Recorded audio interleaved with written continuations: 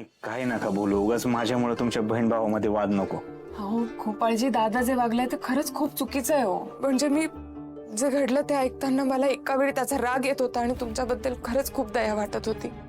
गोपाळजी, तुमच्यासारख्या भल्या माणसाचा त्याने अपमान केलाय तरी मला खरंच स्वतःची फार लाज वाटते यामुळे. अहो तुम्ही कशाला त्रास करून घेताय? तुम्ही शांत व्हा. दादा जे काय करत होतं की नाही ते त्याचं कर्तव्य होतं, ड्युटी होती, काम आहे त्याचं ते. काम हे असं एखाद्याचा सगळ्या गावासमोर अपमान करणं काम आहे का गोपाळजी? काय ना गोपाळजी, तुमचं मन खरंच खूप मोठं आहे, पण त्यामुळे दादा जे वागलाय ती गोष्ट माफ करण्यासारखी नाहीये. गोपाळजी, मी माझ्या दादाच्या वतीने तुमची माफी मागते, प्लीज मला माफ. अहो आर्या मॅडम, तुम्ही हे असं काय करू नका, मलाच त्रास.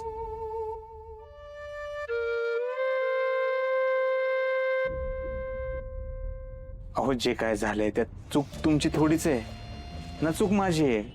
आता दादानी हे सगळं गावासमोर न करता चौकीत नेलं असतं, तिकडे विचारपूस केली असते, तिकडे चौकशी केली असते तर चाललं असतं.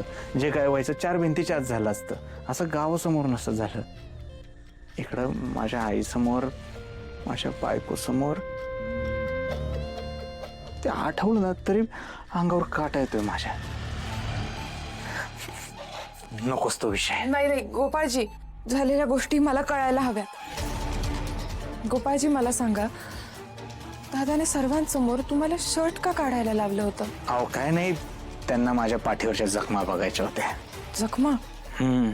कसल्या जखमा झाल्यात तुम्हाला? अहो माधुरी गायब झाली का नाही, तर पके मामाने माधुरी गायब होण्याला जबाबदार पकडल्या आप्पाला. त्याची चाललीत भांडणं घरात, जमिनीचा वाद, ह्या सगळ्याचा लय त्रास होत होता मला. मग मी काय केलं, देवळात गेलो, देवाला प्रार्थना केली. म्हणलं ही सगळं जे काय चाललंय ती थांबावं, सगळं सुखरूप व्हावं. देवळातनं बाहेर पडलो तर गावातली जी भटकी कुत्री आहेत का नाही ती एकदम अंगावरच आली. अरे बापरे, ती कुत्री चावली वगैरे का तुम्हाला? नाही, चावले नाहीत, पण माझ्या ठिकाणी जर का दुसरं कोण असतं का नाही तर त्या कुत्रीने लचकच तोडला असतं बरं का. हा, नशीब माझं चांगलं की ते नखावर निभावलं फक्त. काय सांगतात, नखं लागली तुम्हाला कुत्र्यांची? हा, फार खोलवर रुतली आहेत का ती नखं? नाही असं ते पाठीमाग झालंय, मला काय माहित नाही, पण दुखतंय लय. पण काय ठीक आहे, होईल नीट. पण तुम्ही डॉक्टरांना दाखवलं ना? नाही. हो गोपाळजी, कुत्र्याची नखं आहेत ती, हे पुढे जाऊन सिरियस होऊ शकतं. तुम्ही त्या जखमा दाखवा ना मला. आर्याजी, हो गोपाळजी, यातून पुढे रेबीज वगैरे होण्याची शक्यता आहे, प्लीज मला बघू द्यात त्या जखमा. नाही होय, पण तुम्हाला कसं दाखवणार इथं? हवं तर आपण आतल्या खोलीत जाऊयात गोपाळजी.